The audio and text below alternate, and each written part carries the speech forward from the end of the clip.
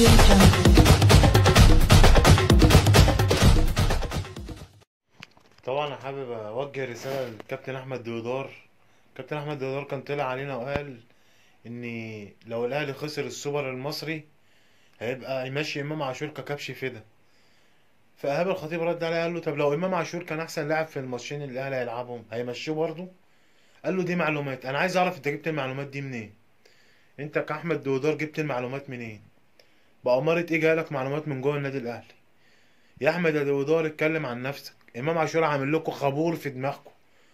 انا عارف ان امام عاشور عامل لكم خابور في دماغكم، هيتني الخابور دوت معلم فيكم حتى يوم تبعثون.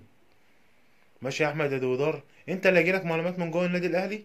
خلاص، كان زمان محمد رمضان مسك ما بقاش فيه ولا معلومات ولا الحلزونه يما الحلزونه. كل دي اجتهادات وكل دوت لا مؤاخذه. ها، امام عاشور عامل لكم حرقان قوي قوي قوي قوي. يلا بقى دونجا بقى، عايزينك تروح بقى تقول له انا عايز احلق حلقة امام عاشور الجديدة. غير كده، هو غير انت كمان روح احلق الحلقة بتاعته الجديدة. انت احمد الدودار عندك معلومات من جوه النادي الاهلي؟ طب ليه ما يمشيش الشناوي مثلا؟ ليه ما يمشيش قفشه؟ ليه ما يمشيش كهربا؟ ليه جبت سيرة امام عاشور؟ يا على الحرقان اللي مش هيخلص. السلام عليكم.